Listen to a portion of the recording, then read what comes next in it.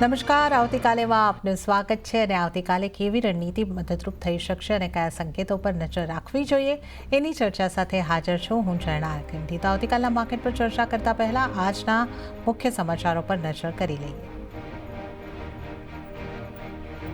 સેન્સેક્સની weekly એક્સપાયરીના દિવસે બજારમાં સીમિત રેન્જમાં કારોબાર. સેન્સેક્સ નિફ્ટીનું ફ્લેટ ક્લોઝિંગ. નિફ્ટી બેંકમાં નીચલા સ્તરેથી આવી રિકવરી, પરંતુ મિડ કેપ અને સ્મોલ કેપમાં ઘટાડો રહ્યો યથાવત.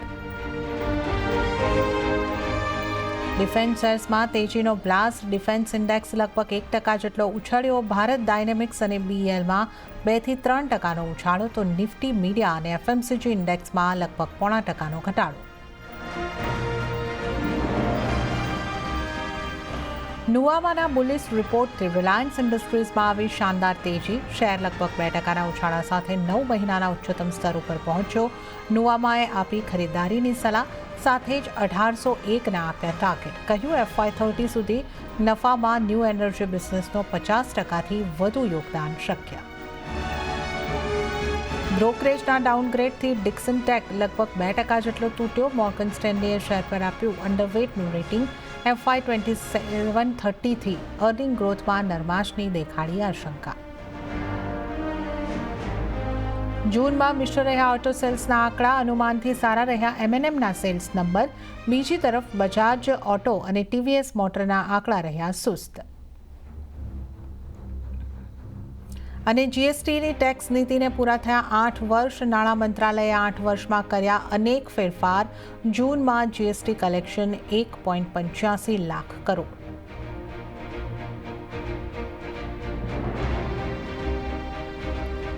ત્યારે જ આજના માર્કેટ સેશનની વાત કરી લઈએ તો એક સીમિત દાયરામાં આજે આપણને બજારની અંદર કારોબાર થતો જોવા મળ્યો. અને જો આજના ક્લોઝિંગની આપણે વાત કરી લઈએ કે કયા લેવલ ઉપર આજે આપણે ક્લોઝિંગ થતા જોઈ રહ્યા છે, તો એક થોડી એવી નરમાશ સાથે આજનું આપણને ક્લોઝિંગ થતું જોવા મળ્યું છે. સેન્સેક્સની આપણે વાત કરીએ તો 0.11%ની મજબૂતી બની અને 83,697 ઉપર સેન્સેક્સ ક્લોઝ થયું છે. જો નિફ્ટીની વાત કરી લઈએ તો 0.10%ની મજબૂતી સાથે નિફ્ટીનું ક્લોઝિંગ જે છે એ 25,500 ને પાર 25,541 પર થતું જોવા મળ્યું છે. મિડ કેપની વાત કરીએ તો મિડ કેપમાં આપણને માર્કેટ સેશન દરમિયાન એક ઘટાડો જોવા મળ્યો હતો, પરંતુ નીચલા સ્તરેથી રિકવરી બાદ મિડ કેપ બિલકુલ ફ્લેટ બંધ થયો છે 59,750 પર. સ્મોલ કેપમાં થોડા દબાણ સાથે ચોક્કસથી ક્લોઝિંગ થયું છે. અને બેંક નિફ્ટીની જો વાત કરી લઈએ તો બેંક નિફ્ટીમાં 5%ની મજબૂતી સાથે 57,459 ઉપર ક્લોઝિંગ આપણે જોઈ શકીએ છીએ. એડવાન્સ ડિક્લાઇન રેશિયો આજનો કેવો રહ્યો એ જોઈ લઈએ તો 1345 શેર્સ એવા રહ્યા કે જ્યાં આપણે મજબૂતી સાથે લીલા નિશાનમાં કારોબાર બંધ થતા જોયા છે, અને એની સામે 1356 શેર એવા રહ્યા કે જ્યાં લાલ નિશાનમાં દબાણ સાથે કારોબાર બંધ થયા છે.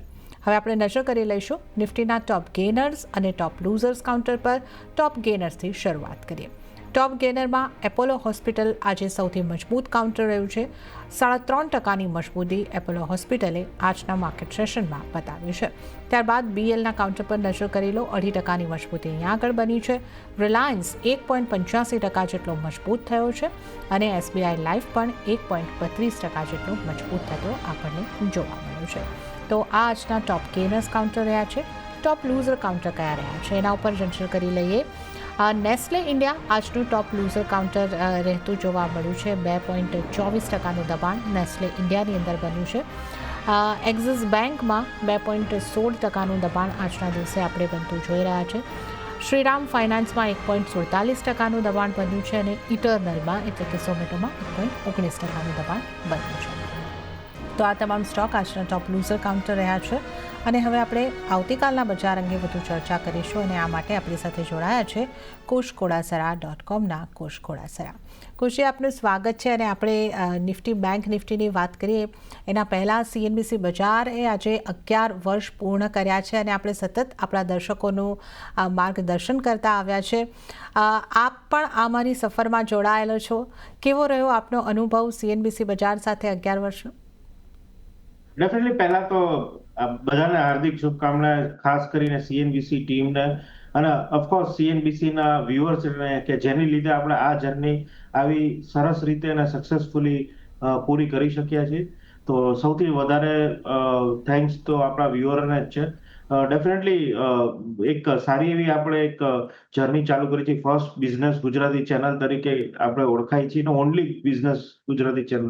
તો સારું કહેવાય કે જ્યાં સૌથી વધારે જે માર્કેટમાં સૌથી વધારે ઇન્વેસ્ટર્સ ગુજરાતી લોકો છે, તો એની જ માતૃભાષામાં જો આપણે એમને રિસર્ચ આપીએ તો ડેફિનેટલી મને લાગે છે એક ખૂબ જ સારું અનુભવ રહ્યો છે. અમારો પણ રહ્યો છે અને આઈ એમ શ્યોર કે ઇવન આપણા વ્યુઅર્સનો રહ્યો છે. જી કૌશિક, આપનો ફરી એક વખત આભાર સતત અમારી આ જર્નીની અંદર જોડાવા બદલ અને આપણા દર્શકોનું માર્ગદર્શન કરવા બદલ. ત્યારે જ આગળ વધે આજના માર્કેટની આપણે વાત કરી લઈએ. જે રીતે આપણે કહી શકીએ કે આજે નાની રેન્જમાં માર્કેટ રહ્યું, પણ 25,500ના સ્તર જાળવ્યા છે. 25,541 પર ક્લોઝિંગ.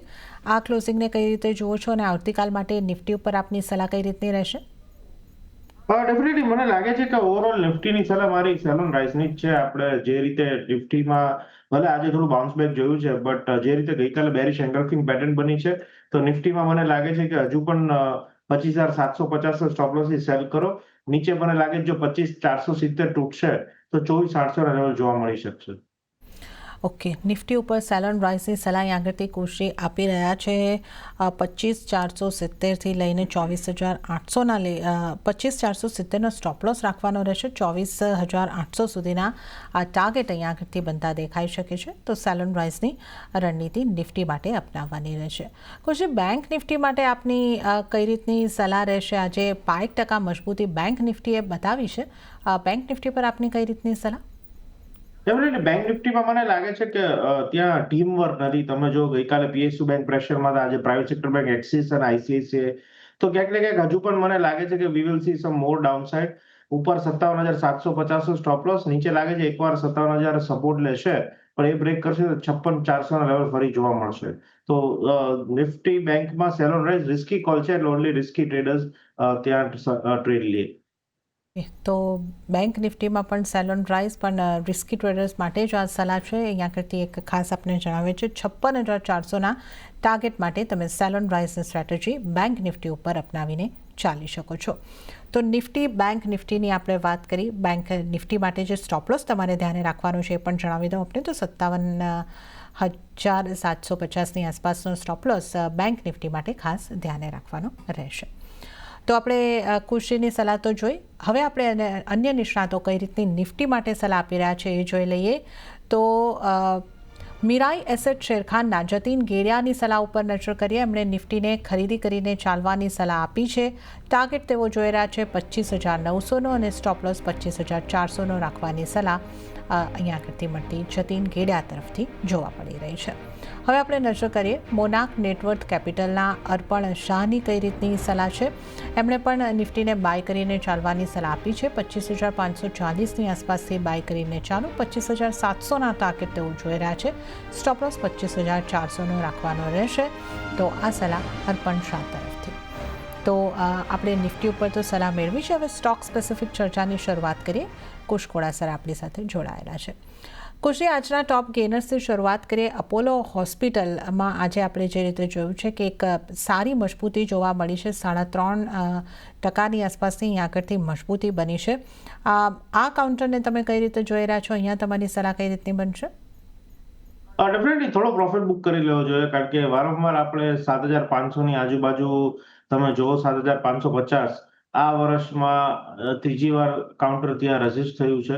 તો મને લાગે છે એકવાર લોંગ સાઈડનો પ્રોફિટ બુક કરો. હું શોર્ટની સલાહ નથી આપતો, પણ એકવાર પ્રોફિટ શોર્ટ ટર્મ રેટે બુક કરી લેવો જોઈએ. મને લાગે છે આ કાઉન્ટર 7,200 આજુબાજુ આવે તો ફરી આપણે એક ત્યાં ખરીદારી કરશું. So book profits, will wait for some more downside to buy again.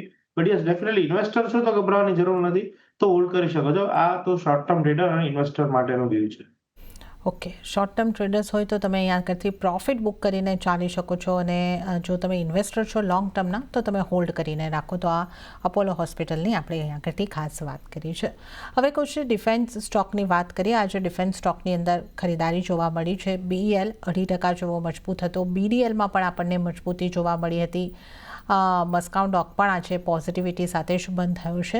તો ડિફેન્સ કાઉન્ટરમાંથી કયા કાઉન્ટર આપની રડારમાં બની રહ્યા છે? ક્યાં તમારી સલાહ બનશે? Definitely BDL as a disclosure already એક બાય કોલ આપેલો છે. સલાહ નથી કે ફ્રેશ બાઇંગ કરો, પણ ઓલરેડી જો આ બધા કાઉન્ટર્સ બાઇંગ કરેલું હોય તો 1910ના સ્ટોપ લોસથી ખરીદારી બીડીએલમાં હોલ્ડ કરી શકાય છે ઉપર 2050 ને ઉપર 2100ના ટાર્ગેટ. ફ્રેશ પોઝિશન નહીં, બટ જેને ઓલરેડી હોલ્ડ કર્યા હોય તો મઝગાઉ ડોક બધા મને પોઝિટિવ દેખાઈ રહ્યા છે, even BEL. But fresh position નહીં, કારણ કે તમે મોમેન્ટમ જુઓ, બીડીએલ 3 દિવસ પહેલા ઓલમોસ્ટ 1800 ની આજુબાજુ ટ્રેડ થતો હતો, આજે ઉછાળો છે. એટલે મોમેન્ટમ ઓલરેડી સ્ટ્રોંગ છે, એટલે ફ્રેશ પોઝિશન માટે મે બી રિસ્ક રિવોર્ડ રેશિયો ફેવરેબલ નથી, પણ હોય તો હોલ્ડ કરી શકે છે. બીએલમાં મને લાગે છે 445 ના ટાર્ગેટ અને સ્ટોપ લોસ 430 નો. સો બંને પોઝિશન હોલ્ડ કરો. ફ્રેશ બાઇંગ આપણે થોડું કરેક્શન આવે ત્યારબાદ લેશું. ઓકે, તો ડિફેન્સ કાઉન્ટરમાંથી આપણે ખાસ કરીને બીઈએલની વાત કરી. જો હોય તો ચોક્કસપણે અહીંયા આગળથી હોલ્ડ કરો.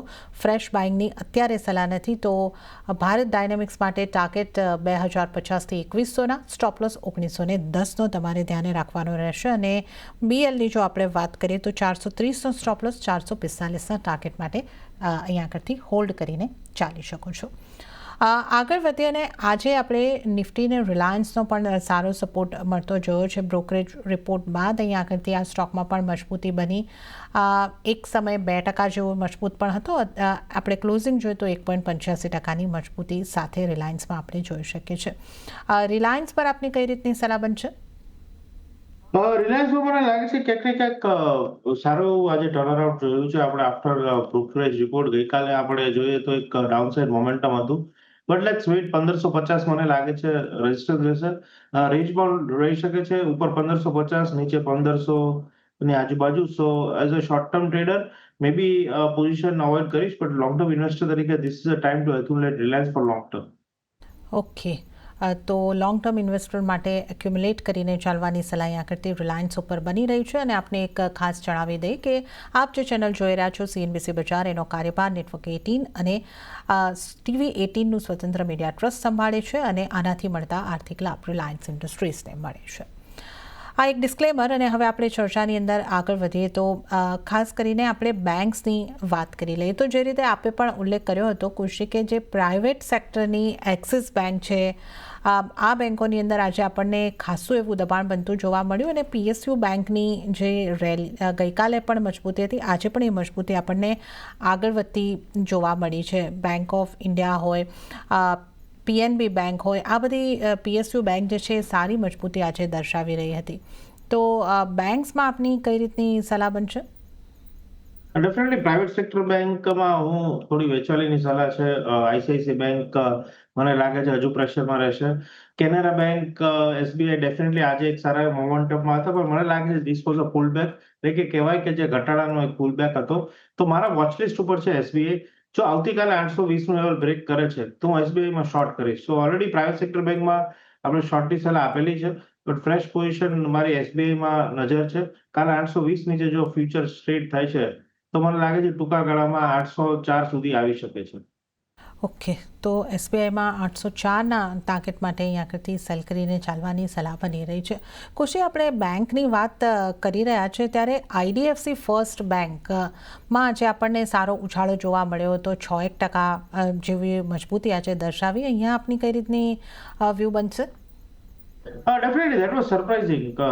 તમે જુઓ તો overall small banks like IDFC first bank, RBL bank, બંધન બેંક, આ બધી બેંકમાં છેલ્લા 3-4 દિવસથી સારો ઉછાળો છે. વેરેઝ દિગ્ગજ પ્રાઇવેટ સેક્ટર બેંકમાં આપણે ઘટાડો જોઈ રહ્યા છીએ. તો મને લાગે છે ક્યાંક ને ક્યાંક અત્યારે કોશિયસ વ્યૂ છે આ બધા બેંક્સમાં આ લેવલે. Definitely as a disclosure IDFC first bank long term પોર્ટફોલિયોમાં અમે રેકમેન્ડ કરેલો છે, બટ આ લેવલે સલાહ નથી ખરીદારી કરો. 65 to 70 is a good valuation point. Technically હવે બધા RBL, બંધન અને IDFC they are on the overbought zone. એટલે જો મારી સલાહ રહેશે કે પ્રોફિટ બુક કરી લેવો જોઈએ આ સ્તરે. શોર્ટ ટર્મ ટ્રેડર છે. જો તમે લોંગ ટર્મ ઇન્વેસ્ટર છો તો મારી પ્રિફર્ડ પિક રહેશે IDFC ફર્સ્ટ બેંક. ચર્ચામાં કુશ કુડાસરા જોડાયેલા છે. કુશી, આપનું પણ ફરી એક વખત સ્વાગત. અને હવે આપણે સૌથી પહેલાં આપના ટ્રેડિંગ કોલ્સ, આપની પસંદગીના સ્ટોક જાણી લઈએ. તો કયા સ્ટોક પર તમારી પસંદગી બની રહી છે? ડેફિનેટલી મારી શોર્ટ પોઝિશન છે. મને લાગે છે Tata motors trading perspective, of course long ટર્મમાં હું પોઝિટિવ છું, બટ શોર્ટ ટર્મમાં મને લાગે છે નીચેના લેવલ જોવા મળી શકે છે. 695ના સ્ટોપ લોસથી ટાટા મોટર્સને સેલ કરો. નીચે 670 સુધીના લેવલ આપણે 1 થી 2 દિવસમાં જોઈ શકીએ છીએ. સેકન્ડ છે BHEL. મને લાગે છે BHELમાં પણ ઉપર તમે જો 269 આજુબાજુ સ્ટ્રોંગ રેઝિસ્ટન્સ છે. તો એકવાર અહીંયા સેલ કરો 269 ના સ્ટોપ લોસ થી નીચે 260 ના લેવલ જોવા મળી શકે છે. ઓકે, તો અહીંયા આગળથી બે સેલ કરવાના સલાહ જે છે તમને મળતી દેખાઈ રહી છે. ટાટા મોટર્સ ઉપર સેલ કરીને ચડવાની સલાહ બની રહી છે. 670ના ટાર્ગેટ ટાટા મોટર્સમાં બની શકે છે. 695નો સ્ટોપ લોસ રાખીને સેલ કરવાની સલાહ, અને BHELમાં પણ સેલ કરવાની સલાહ બની રહી છે. 269નો સ્ટોપ લોસ અને 260ના ટાર્ગેટ અહીંયા આગળથી બનતા દેખાઈ શકે છે. તો આ આપણે ખાસ કરીને કુશતીની પસંદગીના સ્ટોક્સની વાત કરી છે. આ ઉપરાંત આજે ખાસ ચર્ચામાં રહેલા અમુક સ્ટોકની આપણે વાત કરી લઈએ.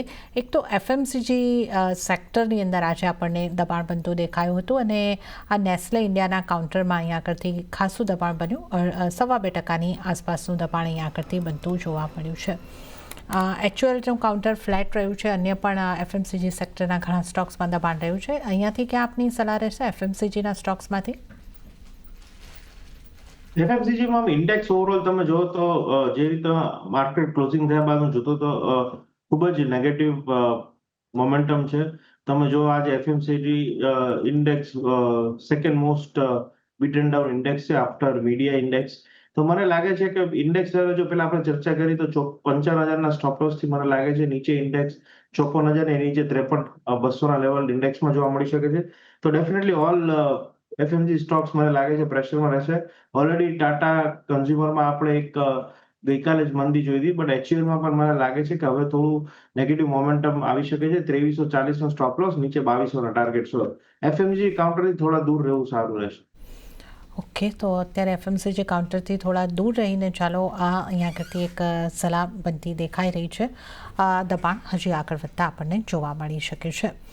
આ ઉપરાંત અન્ય સ્ટોક્સની જો આપણે ચર્ચા કરી લઈએ, વારી એનર્જી, આ કાઉન્ટરમાં આપણે ગઈકાલે એક સારી મજબૂતી જોઈ હતી. આજે અહીંયા એક દબાણ બનતું દેખાયું છે. પ્રોફિટ બુકિંગ થયું છે. કઈ રીતે તમે જોઈ રહ્યા છો ચાર્ટ પર? આ કાઉન્ટર આપને કેવું લાગે છે? ડેફિનેટલી ચાર્ટ ઉપર મને લાગે છે કે આ સ્ટોક ખૂબ જ પસંદ પડી રહ્યો છે, but I would steel avoid અત્યારે આ લેવલે, કારણ કે ક્યાંક ને ક્યાંક તમે જુઓ તો વોલ્યુમ એટલું નથી જેટલું આપણે પહેલાના દિવસોમાં જોતા હતા. તો મારા ખ્યાલથી અત્યારે અવોઇડની સલાહ. ઓકે, તો અવોઇડની સલાહ અહીંયા આગળથી બનતી દેખાઈ રહી છે. અને IT સ્ટોક્સમાંથી પણ આપણે TCS જેવા કાઉન્ટરની અંદર દબાણ જોઈ રહ્યા છે. HCLની અંદર પણ આપણે દબાણ જોઈ રહ્યા છે. તો મોટાભાગના IT સ્ટોકમાં દબાણ, અને અહીંયાથી પણ ડિક્સન ટેકનું કાઉન્ટરમાં પણ આજે આપણને દબાણ જોવા મળ્યું છે 0.5% આસપાસ. IT સ્ટોક્સમાંથી આપની ક્યાં આગળ સલાહ રહેશે? IT સ્ટોક્સથી પણ અવોઇડ, કારણ કે જે રીતે નાસ્ડેક પણ થોડું પ્રેશરમાં છે, મને લાગે છે IT સ્ટોક્સ પ્રેશરમાં રહેશે. ડિક્સોન ટેકનોલોજી મને નથી લાગતું કોઈ મોટો ઘટાડો આવે. ડેફિનેટલી આજે આપણે ઘટાડો જોઈ રહ્યા છીએ, બટ 14,200ની આજુબાજુ મને લાગે છે સપોર્ટ છે.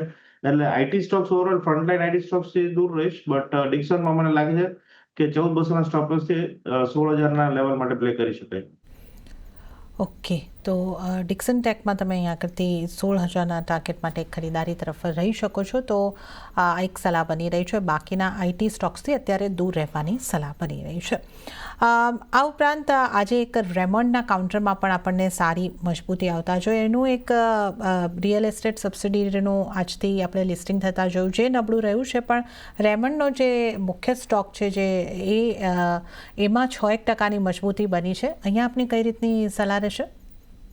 ડેફિનેટલી મને લાગે છે કે રેમન્ડમાં એક સારી એવી મોમેન્ટમ સ્ટ્રોંગ રહી શકે છે. ઓવરઓલ તમે જો જે રીતે ડિમર્જર થયું છે ત્યારબાદ એક અંડર પરફોર્મિંગ હતો, પણ છેલ્લા એક મહિનાથી આપણે 400 થી લઈ ઓલમોસ્ટ 440 થી લઈ 800 લેવલ જોઈ ચૂક્યા છીએ. તો ફ્રેશ પોઝિશનને ઓલરેડી હોય તો હોલ્ડ કરો. મને લાગે છે ઉપર 870 અને સ્ટોપ લોસ 720નો રાખવો જોઈએ.